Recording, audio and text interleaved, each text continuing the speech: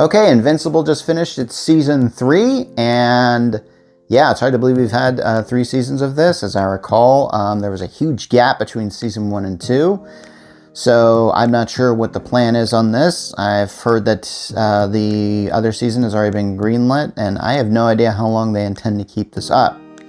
However, the last 2 episodes of this season were nail biters. I am told that they were huge success on IMDb, up there in the 9.8, 9.9 range, which is kind of coveted.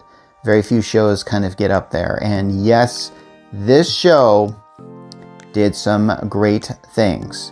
Now, if you haven't been following the show this year, I have to admit, there was a lot of things that went down. But there was a definite character arc, and I will get to that thing at the 9-minute mark, like I usually do when I get into heavy spoilers. I will have to say that the episode before the finale was an episode that I thought should have been a movie, because this is when stuff gets real. Now, in season 2, we are introduced to a character named Angstrom Levy. And Levy has the power to essentially open portals into other timelines.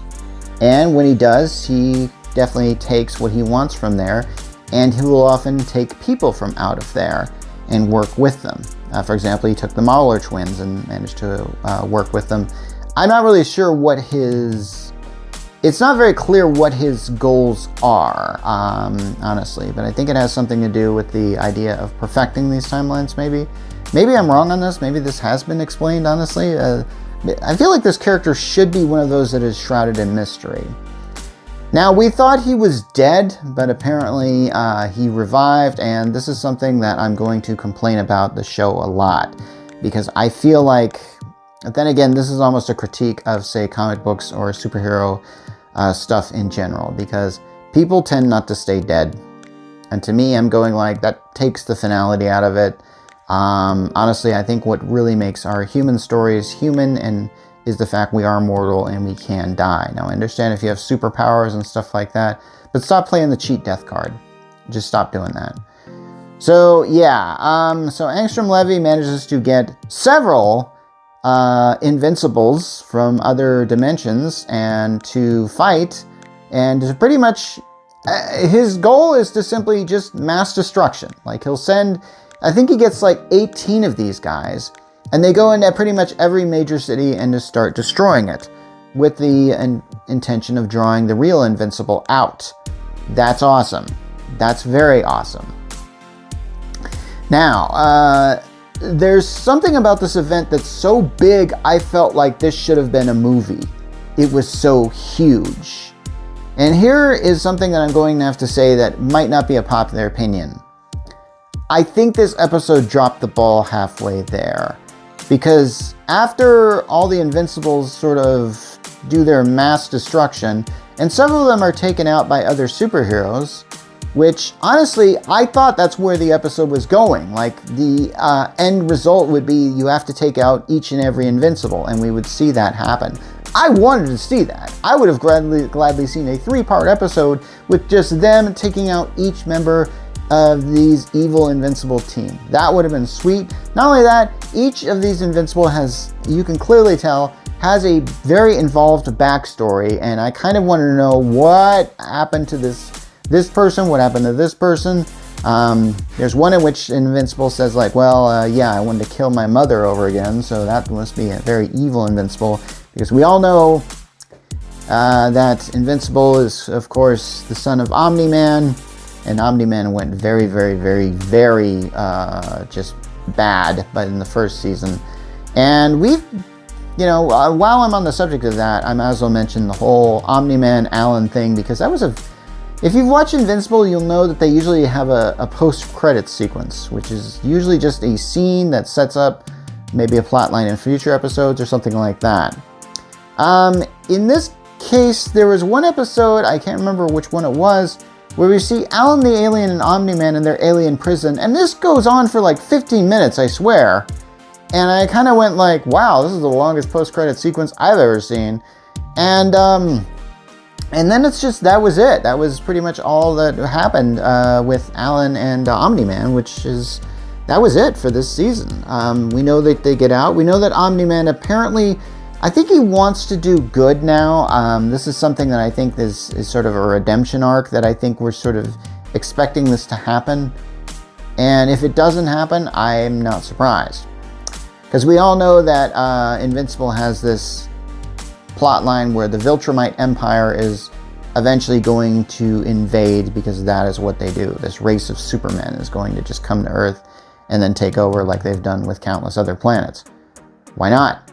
So, I kind of really enjoyed the fact that they were sort of showing like what that would be like, as far as like, because I feel like the final episode of Invincible is working up to this idea that the Viltrumite Empire invades, and by that time they will have to have some way to fight them all, like create kryptonite or something that would actually do that.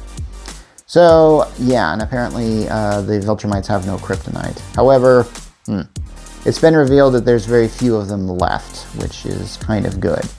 Now, so the fact that that episode opened with all those Invincibles, then essentially, like, I don't know, they have a disagreement with Angstrom Levy, and then he just sends them away. That to me felt really, really, really kind of like, oh great, now you just pulled all the interest. It just kind of sucked all the interest that I had in that episode and just it just went all down the drain. The fight between Invincible and Angstrom Levy is rather interesting, but then in the end, Angstrom Levy is he's not really revived, but apparently those little tech whatever guys he's working with say like, hey man, you haven't been fulfilling your end of the bargain. So I take it Angstrom Levy makes a lot of promises that he can't keep, which is interesting. I mean, I think this is the first time I've ever seen a thing where a supervillain makes promises they can't keep, and then somebody actually goes, hey man, you didn't like deliver on that. That's actually kind of interesting of a plot line. I guess I haven't really seen that done before, so I guess that's kind of, at least there's something new is happening here as far as normal superhero and supervillain conventions go.